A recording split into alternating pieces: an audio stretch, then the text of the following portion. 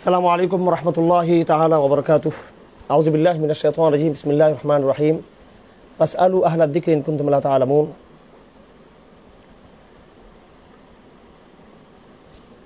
প্রিয় দর্শক শ্রোতা, আপনাদের সকলকে পবিত্র মাহে রমজানের আজকের প্রথম দিনে স্বাগতম। আল্লাহ পাক সুবহানাহু ওয়া তাআলা কোরআন নাজিলের এই মাসকে আমাদের জন্য বরকতময় করুক এবং আল্লাহ পাক সুবহানাহু ওয়া তাআলা তার কোরআন, তার যে সবচেয়ে প্রিয়তম বান্দাকে নাজিল করেছেন, তার মধ্যে তিনি আমাদের জন্য উত্তম আদর্শ রেখেছেন। আমরাও যেন তার আদর্শকে ধারণ করে আল কোরআনকে শুধু একান্ত ব্যক্তিগত চর্চায় সীমাবদ্ধ না রেখে আমরা যেন আল কোরআনের সমাজ কায়েম করতে পারি, আল কোরআনের জীবন ব্যবস্থা আমরা কায়েম করতে পারি। সেই তৌফিক যেন আল্লাহ পাক আমাদেরকে দান করুন। আপনারা সকলে নিশ্চয় অবগত আছেন, গত বছর রমজান থেকে আমরা প্রশ্নোত্তর পর্বের একটি অনুষ্ঠান ছিল আমাদের দৈনিক, যাতে আমরা কোরআন নাজিলের এই পবিত্র মাস, যেটা ইসলামের অন্যতম একটি ফরজ বিধান, যেখানে অনেকগুলো আমল আমাদের রয়েছে, যথাক্রমে দিনের বেলায় রোজা রাখা এবং রাতের বেলা কিয়ামুল লাইল করা, ইফতারির মাসাইল রয়েছে, সাহরির মশলা রয়েছে, তারাবির মশলা রয়েছে, রোজা ভাঙ্গার বিভিন্ন কারণ রয়েছে, রমজান সংক্রান্ত বিভিন্ন মশলা রয়েছে এবং দান সৎকার কথা বলা হয়েছে এখানে, বিশেষ করে রমজান মাসে যাকাতের কথা রয়েছে। তো আগের ধারাবাহিকতা আমরা আশা করব যে আপনারা আমাদের সাথে থাকবেন এবং প্রশ্নোত্তরে আমরা যতটুকু সম্ভব আপনাদেরকে আমরা সারি সমাধান পেশ করার চেষ্টা করব। এক ভাই প্রশ্ন করেছেন, কিভাবে যাকাত আদায় করলে পরিপূর্ণতা আসতে পারে। দারওয়ান ড্রাইভার এক কথায় স্বল্প স্বাবলম্বী, যার দ্বারা নিজের মা, বিবি, বাচ্চার ভরণ পোষণ কষ্ট করে হয়ে যায়, তাকে যাকাত দেওয়া যাবে কিনা। 3 নম্বর প্রশ্ন, যাকাতের অর্থ দিয়ে গরিব দুঃখীদের খরমা খেজুর দেওয়া যাবে কিনা। ভাই প্রশ্ন করেছেন অ্যাডভোকেট আজমাইন আদন। প্রথম প্রশ্ন ছিল কীভাবে যাকাত আদায় করলে পরিপূর্ণতা আসতে পারে। প্রশ্নটি একটি এজমালি প্রশ্ন, একটু অস্পষ্ট প্রশ্ন। যাকাতের ব্যাপারে শরীয়তের যে মূলনীতি সেটা একটু আমাদের বুঝে নিতে হবে। যাকাত কোন কোন বস্তুর উপর যাকাত আরোপ হয়, এটা একটু ভালো করে বুঝে নিতে হবে। নগদ মুদ্রার উপরে, স্বর্ণ অলঙ্কার তো আছেই, স্বর্ণ অলঙ্কার হচ্ছে একদম ন্যাচারাল মুদ্রা, এগুলো যেখানে থাকবে সেখানে যাকাত আসবে। এরপর বর্তমান যে প্রচলিত যে কারেন্সি নোট, সেটাকে আমাদের ফিকহের ভাষায় সামান ওরফি বলা হয়, সেগুলোর উপর যাকাত আসবে।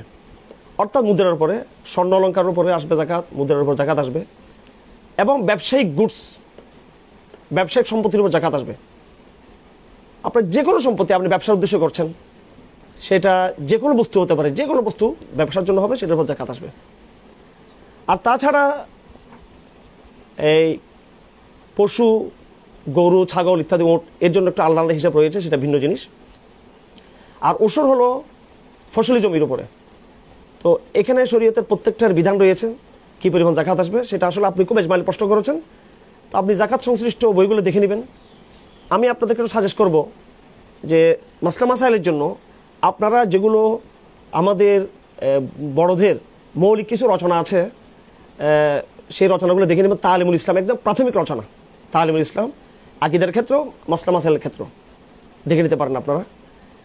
এরপর আরেকটু বিস্তারিত জানার জন্য হানিফি মাযহাবের জন্য বেশ কিতাব রয়েছে, আর অন্য মাযহাবে যারা রয়েছেন তারা অন্য মাযহাবের এই কিতাবগুলো, তারা মৌলিক, সেগুলো বাংলাতে এসছে, সেগুলো আপনারা দেখতে পারেন। আপনি দ্বিতীয় প্রশ্ন করেছেন দারওয়ান ড্রাইভার এক কথায় স্বল্প স্বাবলম্বী, যার দ্বারা নিজের মা, বাবা, বাচ্চার ভরণ পোষণ কষ্টকর হয়, তাকে যাকাত দেওয়া যাবে কিনা। যাকাত কাদেরকে দিতে হবে, কারা যাকাতের মাসারিফ, এটাকে আরবিতে বলা হয় মাসরাফ। যাকাতের 8টি খাত কোরআনে কারীমের মধ্যে নির্ধারিত করা আছে। ইন্নামা সাদাকাতুল ফুকারা ওয়াল মাসাকিন, এখানে প্রথমে ফুকারা মাসাকিনকে বলা হয়েছে।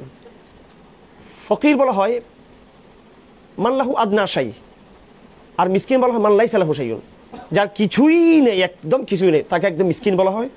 আর ফকির বলা হয় যার কিছু আছে কিন্তু সেটার দ্বারা সে নিজেই চলতে পারে না, কোনো মতো সে হয়তো নিজে কষ্ট করে চলতে পারে, কিন্তু তার দ্বারা তার পরিপূর্ণ মাসের খরচ ব্যয় এবং তার পরিবারের সেটা সেরে উঠতে পারে না, এবং এমন কোনো সম্পত্তি তার মধ্যে নেই, বাড়তি সম্পত্তি, তার দৈনিক ভরণ পোষণ, দৈনিক খরচ ইত্যাদি ব্যয় করার পরে তার নিজের এবং পরিবারের তার এমন কোনো সম্পত্তি নেই যে সম্পত্তিটা এই সম্পত্তি সেটা শরীয়তের যে নেশাব, সেই নেশাব পরিমাণ হবে বা নেশাবের পরিমাণ সেটা 1 বছর পরিপূর্ণ হবে। আপনি এখানে যাদেরকে উল্লেখ করছেন তারা একদম নিঃস্ব ব্যক্তি, তারা ফকির ক্যাটাগরিতে পড়ে, মিসকিন ক্যাটাগরিতে পড়ে। আমরা অবশ্যই তাদেরকে স্বল্প স্বাবলম্বী ভাইদেরকে আমরা কি দিতে পারবো, আমরা জাকাত দিতে পারবো। ধরেন আপনি যত ইনকাম করেন না কেন, কিন্তু দেখা যাচ্ছে আপনার ইনকামটা কিন্তু শেষ হয়ে যায়, আপনার ঘরের পিছনে, ভরণ পোষণের পিছনে, মা বাবার ঘরের পিছনে বা স্ত্রীর পিছনে, ছেলেদের পিছনে আপনার কাছে কোনো টাকা জমা থাকে না, আপনি জাকাত নিতে পারবেন। আপনি আরেকটি প্রশ্ন করেছেন, 3 নম্বর প্রশ্ন, এটা এখন তো চলে গিয়েছে। আমি আরেকটা প্রশ্ন নিয়ে নিচ্ছি। মুখের মধ্যে থুতু আসে, সেই থুতু বারবার ফেলতে কষ্ট হয়, মুখের থুতু খেয়ে নেওয়া যাবে কিনা? হ্যাঁ, মুখের থুতু খেতে কোনো সমস্যা নাই, মুখের থুতু তো বারবার ফেলতে হবে না। আমরা সবাই তো থুতু, এটা বৈজ্ঞানিকভাবেই সেটা শরীয়তের একটি শরীরের একটি গুরুত্বপূর্ণ বিষয়, সেজন্য এটাতে কোনো সমস্যা নাই। রোজা রেখে মসজিদে 20 জন মুসল্লি নামাজ পড়ার আপনার মতামত কি? এই সম্পর্কে গত বছর আমরা মতামত পেশ করেছিলাম। যেহেতু এটা শরীয়ী উসুল, শরীয়ী একটি ব্যাপার, মসজিদে কয়জন মুসল্লি থাকবে না থাকবে, সুতরাং এই বিষয়টি সিদ্ধান্ত দিবেন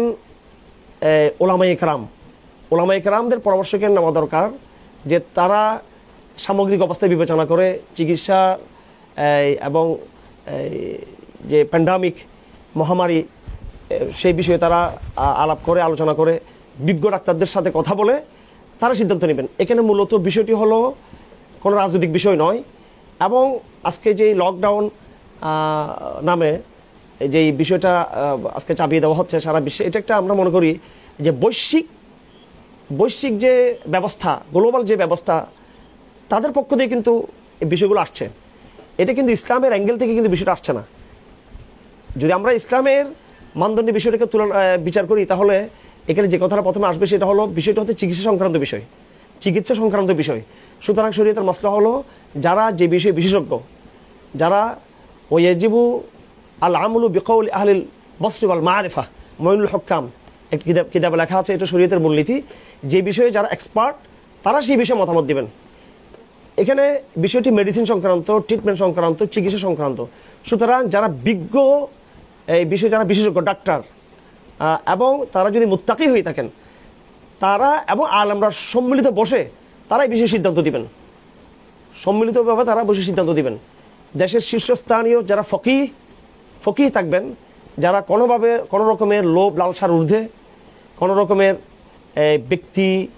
ব্যক্তিগত প্রবৃত্তির যারা ঊর্ধ্বে, যারা তাকওয়াকে ধারণ করেন এবং গভীর ইলম যারা লালন করেন, যাদের মধ্যে ফাকাহাত আছে, তারা ওই ডাক্তারদের সার্কেলের সাথে যোগাযোগ করবেন, যারা মুত্তাকি, বিশেষজ্ঞ, এক্সপার্ট, যাদের পুরোপুরি বিষয় সম্পর্কে যাদের পড়াশোনা আছে, জ্ঞান আছে, তাদের সাথে সমন্বয় করে তারা সিদ্ধান্ত দিবেন।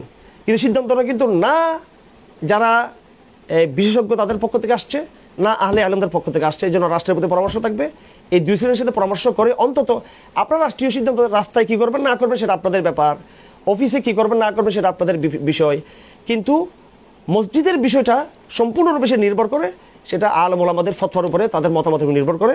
এবং আলেম ওলামারা আসলে কতটুকু প্যান্ডামিকের এই রোগের তার প্রভাবটা কতটুকু, তার ক্ষতিটা কতটুকু, সেটা বিচার করার জন্য তারা বিজ্ঞ এক্সপার্ট যারা আছেন তাদের পরামর্শ নিয়ে তারা একটা সিদ্ধান্ত দিবেন। তো এখানে একটা শুভঙ্করের ফাঁকি রয়ে গেছে, গোড়ায় গলত রয়ে গেছে, এটা কোনোভাবে কাম্য নয়।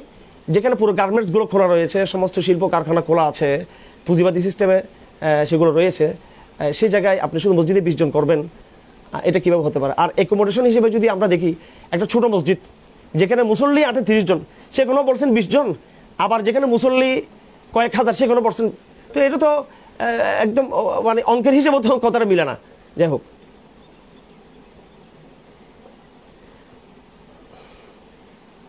কারো থেকে দীর্ঘদিন যাবৎ লোন নিলে তা পরিশোধ, আচ্ছা চলে গেছে প্রশ্নটি।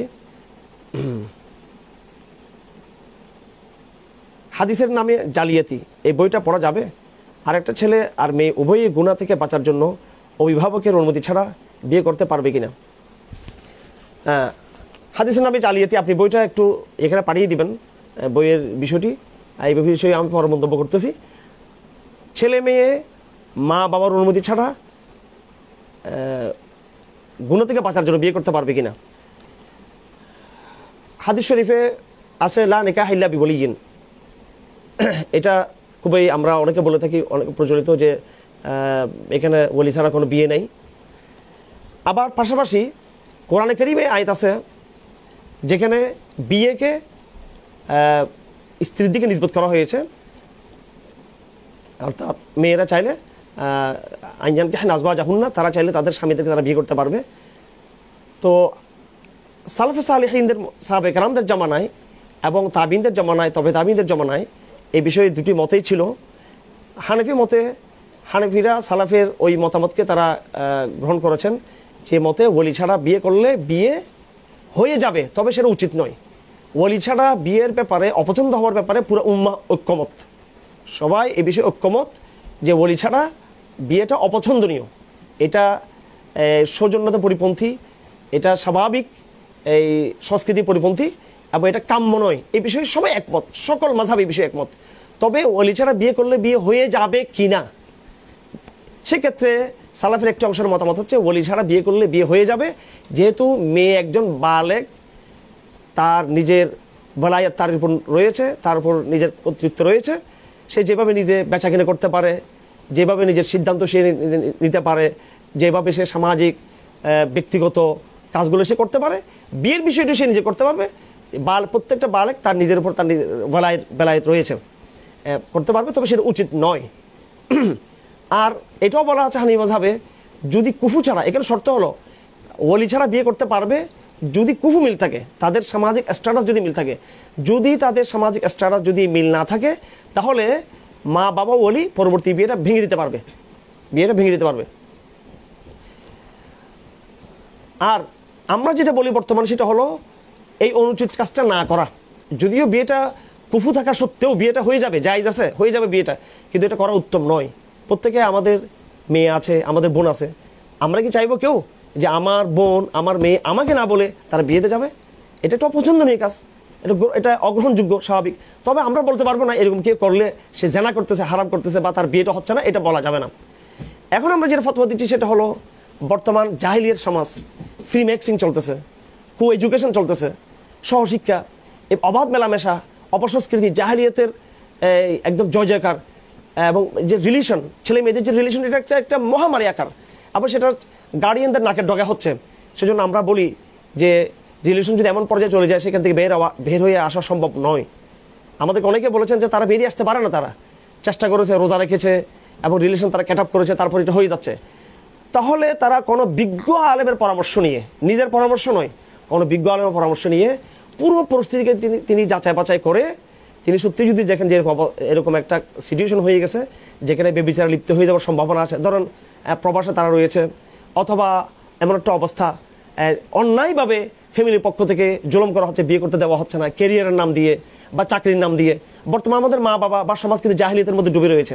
হাদিস একদিকে বলা হয়েছে দ্রুত বিয়ে দেওয়ার জন্য, কিন্তু আমাদের মায়েরা, বাবারা, আমাদের সমাজ দ্রুত বিয়ের পক্ষে তারা না, জাহিলিয়াতে আছে।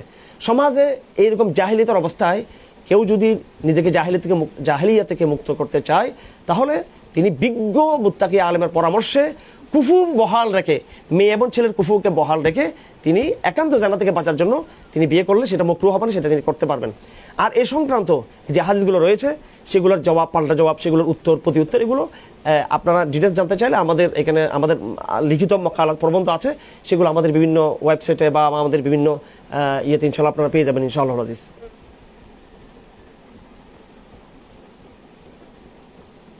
সূরা তারাবি জায়েজ কিনা, মোহাম্মদ আনোয়ারুল ইসলাম ইয়ামিন জিজ্ঞেস করেছেন। সূরা তারাবি জায়েজ হয়ে যাবে, কিন্তু কাম্য না। এবং সামর্থ্য থাকা সত্ত্বেও কেউ যদি ওজর ছাড়া এটা করে, সেটা মাকরুহ থেকে খালি হবে না। হাফেজ সাহেব আছে, আপনার হাফেজ সাহেব না থাকুক, আপনার কোরআন মোটামুটি মুখস্থ আছে, যার যতটুকু মুখস্থ আছে ততটুকু সে প্রেজেন্ট করবে। একটা কথা আপনাদেরকে বলে রেখে, এখানে পুরো কোরআন খতম করা কিন্তু ওয়াজিব না, জরুরি না পুরো কোরআন খতম করা। এখানে যেটা বলা হয়েছে কিয়ামুল লাইল করা, অর্থাৎ দীর্ঘ কেরাআতের মাধ্যমে কিয়ামুল লাইল করা, দীর্ঘ কিয়াম। আফজালুস সালাত তুল কুনুত, কিয়ামকে লম্বা করা, কিয়ামকে লম্বা করা এটা নামাজ, উত্তম নামাজ বলা হয়েছে।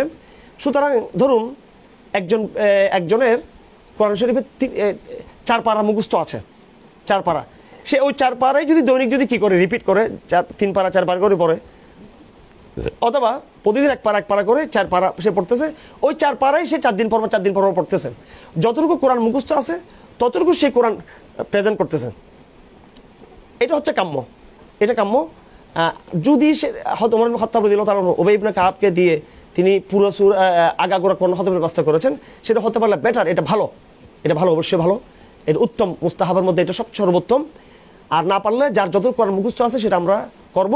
পুরো প্রধান কারো সূরা কাহাফ মুখস্থ আছে, সূরা ইয়াসিন মুখস্থ আছে, সূরা বাকরার কিছু আয়াত মুখস্থ আছে, এইভাবে 30 পারার 31 পারা যতটুকু আয়াত মুখস্থ আছে সবটুকু আমরা পড়ার চেষ্টা করব।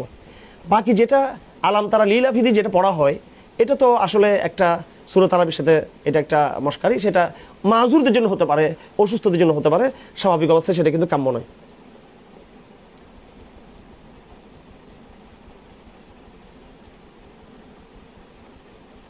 ব্যবসায়িক টাকার উপরে কি জাকাত দিব? কারণ আমি তো টাকা পাবো, আমার ক্যাশেও টাকা পাবে। ব্যবসায়িক টাকা কেন, ব্যবসায়িক যে কোনো বস্তুর উপর জাকাত আসবে, টাকার উপর তো জাকাত আসবেই। টাকাটা ব্যবসায়ী হওয়ার দরকার নেই, টাকাটা যদি ব্যবসায়িক যদি না হয় তাও সেখানে কিন্তু কি আসবে, জাকাত আসবে। টাকার জন্য ব্যবসায়ী হওয়ার কোনো দরকার নেই। আমি আগে বলছি নগদ অর্থ, স্বর্ণ, রূপা এবং নগদ এবং বর্তমান প্রচলিত যে মুদ্রা, সেটা জাকাত, সেটা ব্যবসা ছাড়াই ব্যাংকে যেখানে রাখা আছে ক্যাশ টাকা, সেখানে জাকাত আসবে। আর এছাড়া অন্য বিষয় যেগুলো জাকাতের যদি কোর্স হয়ে থাকে সেটা ওখানে জাকাত আসবে।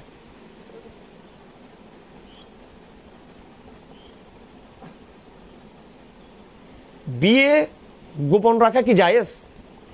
বিয়ে গোপন রাখা শরীয়তে মোটেও কাম্য নয়, বরং জায়েজ নেই বিয়ে গোপন রাখা। কারণ বিয়ের বৈশিষ্ট্য হচ্ছে আপনার ইয়ে করা, বিয়ের বৈশিষ্ট্য হচ্ছে প্রকাশ আলিনুন নিকাহ, হাদিস শরীফ আছে ওয়ালাউ কানা বিদ্দুফ, নিকাহকে প্রকাশ্য করতে হবে, ঘোষণা দিতে হবে। বিয়ের সাথে বেবিচার পার্থক্য এই জায়গায় যে বিয়ে প্রকাশ্য হবে আর জানা গোপন হয়। এই জন্য মালিকি মাযহাবে এটা বলা আছে বিয়ের মধ্যে কোনো সাক্ষী টাক্ষী দরকার নেই, বরং বিয়েটা প্রকাশ্য হবে, একদম প্রকাশ্য হবে। সেখানে সাক্ষীর চেয়েও বরং গণ উপস্থিতি, যে কোনো গণজমায়েত লাগবে, সেটা বলা হয়েছে। তবে যদি এই সামাজিক বাধ্যবাধকতা থাকে যে আপনি বিয়ে করলে আপনি সমাজের পক্ষ থেকে নিগৃহীত হবেন, জুলুমের শিকার হবেন, বা পরিবারের পক্ষ থেকে নিগৃহীত হবেন, তখন কোনো আলেমের পরামর্শে কি সিচুয়েশনটা হয়েছিল যে কারণে আপনাকে বিয়ে গোপন রাখতে হচ্ছে, তখন আপনি শর্ত সাপেক্ষে আপনি বিয়ে গোপন রাখতে পারেন। যে আপনি বিয়েটা না করলে বেবিচারে লিপ্ত হয়ে যাবেন, আপনি বিয়েটা না করলে আপনার ইমানের সমস্যা হবে, তাকওয়ার সমস্যা হবে। ইসলামে তো বহু বিবাহ জায়েজ আছে, 4টি বিয়ে পর্যন্ত জায়েজ আছে, সেটা আপনি করতে পারেন। এবং আপনি প্রকাশ্য করলে কোনো রকমের সামাজিক সমস্যার মুখোমুখি হবেন, পারিবারিক নিপীড়নের মুখোমুখি হবেন, তখন আপনি শর্ত সাপেক্ষে তখন সেটা আপনি তাও সেটা লিমিট সময়ের জন্য আপনি সেটা ইয়ে করতে পারেন, কিন্তু আপনাকে দ্রুত সেটাকে ঘোষণা দেওয়ার জন্য আপনাকে চেষ্টা করতে হবে।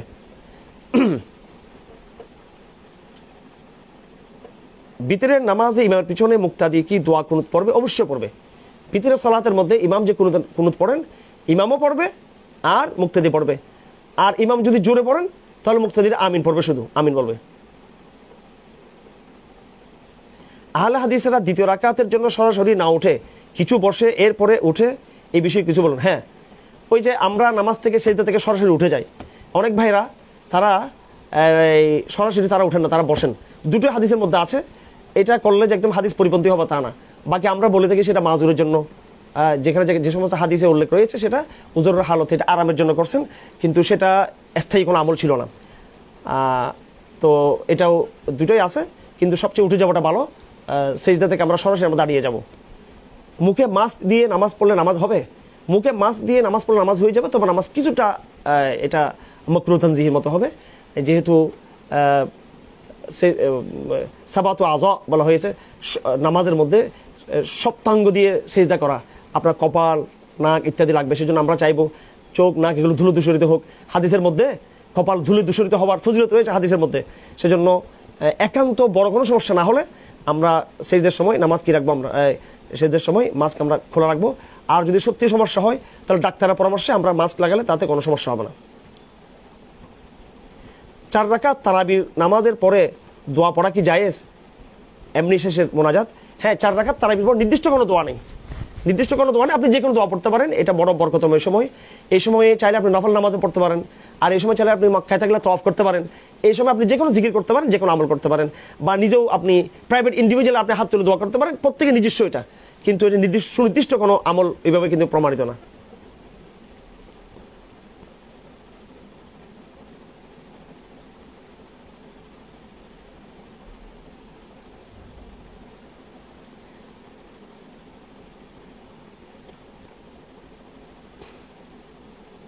শুধুমাত্র কোরআনের মতন পড়ে বেশি খতম করা উত্তম, নাকি তাফসির বা তরজমা সহ কম পড়া উত্তম? হ্যাঁ, রমাদানে দুটো জিনিস, একটা হলো কোরআন তেলাওয়াত করা, আর একটা হলো কোরআন বুঝে বুঝে পড়া। রমাদান কোরআনের সময় আপনি কোরআন বেশিও পড়ার চেষ্টা করবেন, বুঝে পড়ার চেষ্টা করবেন। সারা বছর কোরআন কম পড়বেন, সারা বছর আপনি কোরআন কম পড়বেন, বুঝে বুঝে পড়বেন, যতটুকু পড়বেন বুঝে বুঝে পড়বেন। রমাদানটা কোরআনের মাস। রমাদানে সালফে সালিহিন কোরআন ছাড়া তারা অন্য কোনো কিছু তারা দেখতেন না, কোনো কিছু এমনকি হাদিস ফিকহ তারা চর্চা করতেন না, বেশিরভাগ সালাফ। এই জন্য রমাদান আপনি কোরআন বেশিও পড়ার চেষ্টা করবেন, আবার কোরআন বুঝে বুঝে পড়ার চেষ্টা, দুটোই আপনি চেষ্টা করতে হবে আপনাকে। তবে আপনি কোরআন এত বেশি পড়বেন না যে শুধু তেলাওয়াতের কারণে আপনি গবেষণা করার সুযোগ পাচ্ছেন না, এমন যাতে না হয়। আপনি এই তেলাওয়াত করবেন এবং গবেষণা করার চেষ্টা করবেন। অবশ্যই কোরআন বুঝে বুঝে পড়ার মধ্যে অনেক সওয়াব রয়েছে। হযরত আব্দুল্লাহ বিন মাসউদ রাদিয়াল্লাহু তাআলা বলেন, উনজিল কোরআন লিয়াদাব্বারু, কোরআনকে নাযিল করা হয়েছে বুঝে পড়ার জন্য। ফাজআলু তিলাওয়াতাহু ইবাদা, তারা শুধু কোরআন তেলাওয়াত করাটাকে তারা ইবাদত মনে করে ফেলছে। এজন্য কোরআনও পড়বো, বুঝে পড়ার চেষ্টা করব। তারাবি 11 রাকাত যদি অর্ধরাত্রি পর্যন্ত পড়া হয় তাহলে বৈধ হবে? তারাবি 20 রাকাত নাকি 12 রাকাত, এই যে একটা অনাকাঙ্ক্ষিত বিতর্ক রয়েছে। 20 রাকাত 12 রাকাতের বক্তব্য যাওয়ার আগে আমরা বলবো তারাবির কোয়ান্টিটির চেয়ে তারাবির কোয়ালিটি অনেক গুরুত্বপূর্ণ। কোয়ালিটি, তার সংখ্যার চেয়ে তার কোয়ালিটি গুরুত্বপূর্ণ। আপনি যদি সত্যি অল্প রাকাত পড়েন এবং লম্বা সময় ধরে যদি পড়েন, সেটাতে অনেক বেশি মহত্ব রয়েছে। কিন্তু দেখা যায় যারা আমরা 8 রাকাতের কথা বলি, তারা এমন কম পাওয়া যাবে যারা সারা রাত ওই 8 রাকাতের মধ্যে কাটিয়ে দিচ্ছেন। এক রাকাতে 4 পারা 5 পারা 3 পারা 4 পারা পড়ে এরকম কম পাওয়া যায়। আর 20 রাকাতের ক্ষেত্রে একটা কথা আপনাদেরকে ভালো করে বুঝে নিতে হবে, কেন আজকে এই বিতর্ক তৈরি হচ্ছে 20 রাকাত এবং এই যে 8 রাকাতের বিতর্ক তৈরি হচ্ছে। এই বিতর্ক তৈরি হওয়ার কারণটি হলো আমাদের মধ্যে একটা বদ্ধমূল ধারণা। ওই বদ্ধমূল ধারণা থেকেই আমাদের মধ্যে এই বিতর্কটা আসলে জন্ম হচ্ছে। বদ্ধমূল ধারণা কি? বদ্ধমূল ধারণা হলো যে আমলের একমাত্র মাপকারী হচ্ছে মরফু হাদিস। ভালো করে বুঝে নেবেন, আমলের একমাত্র মাপকারী হচ্ছে মরফু হাদিস। মরফু বলা হয় যে সমস্ত হাদিস ধারাবাহিক সনদের মাধ্যমে রসুল সাল্লাল্লাহু আলাইহি ওয়াসাল্লাম পর্যন্ত যে হাদিস গিয়েছে, যেটা রসুলের কথা, রসুলের কাজ এবং রসুলের তাকরির, রসুলের স্বীকৃতি দ্বারা যেটা প্রমাণিত, কৌল ফেল তাকরির দ্বারা যে কথা প্রমাণিত এবং সেখানে ধারাবাহিক সনদ দ্বারা সেটা প্রমাণিত, এটাকে বলা হয় মারফু বলা হয়। সেটা যদি মুতাওয়াতের পর্যায়ে হয়ে থাকে তাহলে তো সবাই তো সেটা মানে, সকল মাযহাব সালাফের সকল ধারা সেটাকে মানে। আর সেটা যদি একক একক সূত্র বর্ণিত হয় তখন সেটার মানার পক্ষে বিভিন্ন শর্ত ইত্যাদি রয়েছে। এই মরফু হাদিস যেখানে রসুল্লাহ পর্যন্ত সনদের ধারাবাহিকতা রয়েছে, সেটাকে এই 150 হিজরির পরে 200 হিজরির মাথায় এসে মরফু হাদিসের অনেক বেশি গুরুত্ব বেড়ে যায়। মরফু হাদিসকে একমাত্র মানদণ্ড মানার আগে সালাফের জামানায়, তাবিদের জামানায়, সাহাবাদের জামানায় তারা কিন্তু মরফু হাদিস তারা দেখতেন না, তারা দেখতেন মুতাওয়াতির হাদিস তারা দেখতেন। আর মরফু হাদিস যেগুলো আছে সরাসরি রসুলের কথা বা ফেল, সেটাকে তারা সাহাবাদের আমল দ্বারা তারা সেটাকে বিচার করতেন। সুতরাং এখানে সাহাবাদের জামানায়, সালাফের জামানায় একটা বড় মাপকাঠি ছিল মামুল বিহি কোনটা, আমল দ্বারা প্রমাণিত কিনা। তারা দেখতেন আমলের সাহাবাদের আমল কিনা, এটার একটা বড় ইয়ে ছিল। পরবর্তী বিভিন্ন কারণে মৌজু হাদিস তৈরি হলো, ফিতনা তৈরি হলো, রাজনৈতিক ক্রাইসিস তৈরি হলো, বাতিল ফেরকা তৈরি হলো, তখন মুহাদ্দিসিন একটা বড় জামাত তৈরি হলো। তারা চিন্তা করলেন আগে তো রাসূলুল্লাহ সাল্লাল্লাহু আলাইহি সাল্লামের মরফু মুতাওয়াতির হাদিস আমরা নিতাম, পাশাপাশি সাহাবাদের কৌল নিতাম, সাহাবাদের আমল আমরা নিতাম। কিন্তু এখন যেহেতু অনেক ফিতনা এসে গেছে, এখন আমরা বিভিন্ন যাচাই বাছাই, বিভিন্ন কন্ডিশন দিয়ে আমরা সরাসরি রসুলের মরফু হাদিসগুলোকে আমরা এক জায়গায় করার চেষ্টা করব। কিন্তু সেটা মৌজু হাদিস থেকে রক্ষার জন্য জিনিসটা ভালো, কিন্তু তা দ্বারা সাহাবাদের আমল কিন্তু ইগনোর হয় না, সাহাবাদের আমল কিন্তু বাতিল হয়ে যায় না। এই তারাবির যে 20 রাকাত নামাজ, 20 রাকাত নামাজ, ঠিক আছে, এটা ওইভাবে মুহাদ্দিসিনদের কন্ডিশন যুক্ত সহিহ হাদিস দ্বারা রাসূল সাল্লাল্লাহু আলাইহি ওয়াসাল্লামের কওল দ্বারা হয়তো প্রমাণ করতে পারা যায় না, কিন্তু সাহাবায়ে কেরামদের আমল দ্বারা, এজমা দ্বারা, সাহাবায়ে কেরামদের এজমা দ্বারা এটা প্রমাণিত, এজমা দ্বারা প্রমাণিত। তো এখানে সমস্যাটা ক্রাইসিসটা বোঝার চেষ্টা করবেন, সেটা হলো আমরা সব জায়গার মধ্যে আমরা মরফু হাদিসটাকে মাপকারি বানিয়েছি। মরফু হাদিস যে মাপকারি হবে, এটা আসছে 150 হিজরির মাথায়, 200 হিজরির মাথায় আসছে, এটা 150 হিজরির পরে 200 হিজরির মাথায় আসছে। এটা এর আগ পর্যন্ত সালাফের আমল কি বাতিল ছিল? সালাফের মধ্যে রাসূলুল্লাহ সাল্লাল্লাহু আলাইহি ওয়াসাল্লামের মরফু কওলের পাশাপাশি তারা সাহাবাদের আমলকে তারা গুরুত্ব দিতেন, সাহাবাদের কওলকে তারা গুরুত্ব দিতেন, সাহাবাদের তাবিদের ইজমাকে তারা গুরুত্ব দিতেন। এটা আমাদের দেখতে হবে। তারাবির নামাজ, তারাবির সালাত 20 রাকাত, এই সংখ্যা এটা সাহাবায়ে কেরামের আমল দ্বারা, সাহাবায়ে ইজমা দ্বারা প্রমাণিত। এই বিষয়ে যেন আমরা কোনো বিতর্কে যেন লিপ্ত না হয়। এই বিষয়ে অনেক লেখা হয়েছে, আপনারা দেখে নেবেন। নিজের খালা গরিব হলে যাকাত দেওয়া যাবে? প্রেগনেন্সিতেও রোজা না রাখা জায়েজ কিনা? যদি না হয় তবে পরিস্থিতিতে না রাখার কথা বলা হয়েছে। ফজরের আজান আগ পর্যন্ত সেহরি খাওয়া যাবে? আপনি 3টি প্রশ্ন করেছেন। নিজের খালাকে যাকাত দেওয়া যাবে, অবশ্যই নিজের খালাকে যাকাত দেওয়া যাবে, এবং এরাই বেশি মুস্তাহিক নিজের আত্মীয় স্বজনকে দেওয়া। প্রেগনেন্সির মধ্যে রোজা রাখবেন না রাখবেন সে বিষয়ে আপনি ওই এমন বিশেষজ্ঞ ডাক্তারের পরামর্শ নেবেন যে ডাক্তার ইমানদার, মুমিন, যে ডাক্তার নিজেই রোজা রাখে, মুত্তাকি পরহেজগার ডাক্তারের পরামর্শে সিদ্ধান্ত নেবেন যে রোজা রাখবে কি রাখবে না। ফজরের আজান আগ পর্যন্ত সেহরি খেতে পারবেন। আমাদের ক্যালেন্ডার যে সময় লাগা আছে সেই সময় পর্যন্ত খেতে পারবেন। আমাদের বাংলাদেশে কিন্তু ফজরের আজান পরপরেই কিন্তু কি করা হয়, সেহরির সময় পরপর আজান দেওয়া হয়। ওই আজানটা একটু দেরি করে দিতে হবে, আজানটা একটু লেটে দিতে হবে। আপনি ক্যালেন্ডারের যে বিশুদ্ধ ক্যালেন্ডারের যে সময়টুকু আছে ওইটাকে আপনারা আমল আনার চেষ্টা করবেন।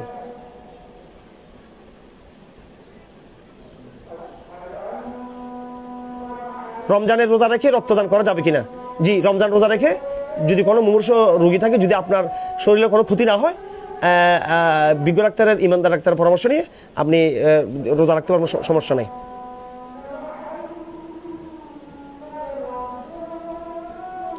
মুসাফিরদের জন্য কিয়ামুল লাইল বা তথাকথিত তারাবি বিধান কি? হ্যাঁ, মুসাফিরদের জন্য এই রোজার ব্যাপারে শিথিলতা আছে। মুসাফিররা চাইলে তাদের জন্য ওই তারাবির বিধানও, সব বিধান তাদের জন্য শীতলতা রয়েছে।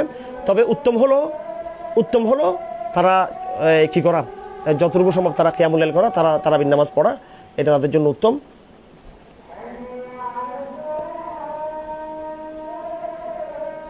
এমনি মুসাফিরের জন্য নফল নামাজ নেই অন্য সময়, কিন্তু রমজানের জন্য বিষয়টা একটু আলাদা। অনেক মহিলা মা বোন ফজর আজান পড়ার অবস্থায় খাওয়া দাওয়া করে থাকেন, এ সম্পর্কে কিছু বললে উপকৃত হতাম। আমাদের দেশে ফজর আজান অনেক সময় সুবহে কাজেব হয়ে যায়, সুবহে কাজেব, অর্থাৎ ক্যালেন্ডারের যে সময়টুকু আছে সেই সময়টুকু সেহরির শেষ সময়। এই জন্য অনেক সময় ক্যালেন্ডারের সময় ত্রুটি থাকে, আর এই জন্য যে সমস্ত আজানগুলো সুবহে কাজেব হয়ে যাবে, ওই আজানগুলোতে যদি খায় তাহলে সমস্যা নাই, কিন্তু যে আজানগুলো সুবহে সাদেকের মধ্যে হবে সেই আজানের সময় খেলে কিন্তু রোজা ভেঙে যাবে।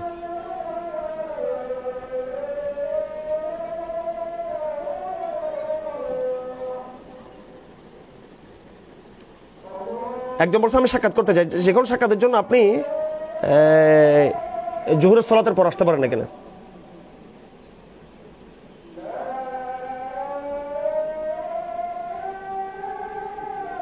তারাবির সালাতে 4G গতিতে কোরআন তেলাওয়াত করা, এটা অবশ্যই মাকরুহ। আচ্ছা,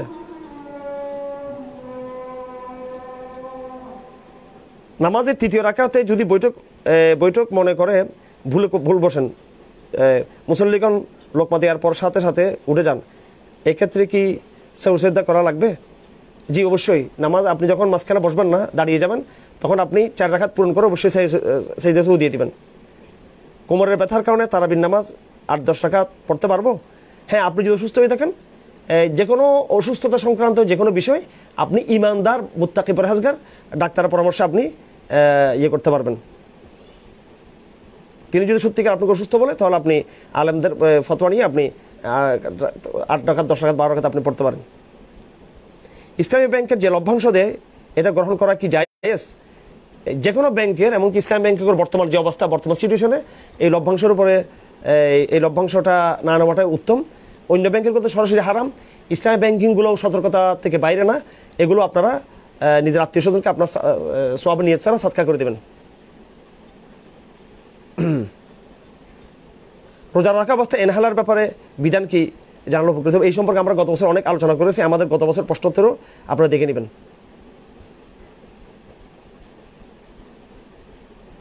রোজার এখানে আরেক ব্যক্তি এনহালার সম্পর্কে আরও কয়েকজন জিজ্ঞেস করেছেন। আমরা যেটা বলেছিলাম গত বছর যে এনহালার আমরা চেষ্টা করব দিনের বেলা নেওয়ার জন্য, আর রাতের বেলায় এটা নিয়ে আমাদের একটা লেখায় রয়েছে, এখানে একটা আর্টিকেল রয়েছে আমাদের, আমরা আর্টিকেলটাকে ইনশাল্লাহ প্রুফ আপনাদেরকে করব। আপাতত যদি বেশি সমস্যা হয়ে থাকে তখন আমরা দিনের বেলা আমরা নিতে পারি, চেষ্টা করবো আমরা রাতের মধ্যে এটা সেরে নেওয়ার জন্য। আর দিনের বেলা যদি আমরা নিই ওইভাবে কিন্তু রোজা ভাঙবে না, তবে রোজাটা অবশ্যই মকরুর পর্যায়ে কাছাকাছি চলে যাবে। সেজন্য খুব বেশি একান্ত তাড়না, বেশি একান্ত জরুরা যেটাকে বলা হয়, জানের ক্ষতি সম্ভাবনা না থাকলে তখন আমরা এটা নিতে পারি। আর বেশি সমস্যা থাকলে তো রোজা ভাঙ্গ যায় আছে ডাক্তারের পরামর্শ অনুযায়ী। ইভালি সম্পর্কে জিজ্ঞেস করেছেন, এই সম্পর্কে আমরা অনেক কথা বলেছি, এগুলো প্রতারণা নিয়ে আমরা এই সমস্ত ব্যবসা থেকে দূরে রাখার চেষ্টা করব নিজেদেরকে। গরর হাঁপানির রোগের ব্যাপারে বলেছিলাম, এনহালার কথা আমরা আগে বলেছি। ডাক্তারের পরামর্শ নেব, বিজ্ঞ আলমদের পরামর্শ নিয়ে, যদি সেটা একদম এনহালা না নিলে সে মারা যাবে তো রোজাই তো সে ভাঙতে পারবে।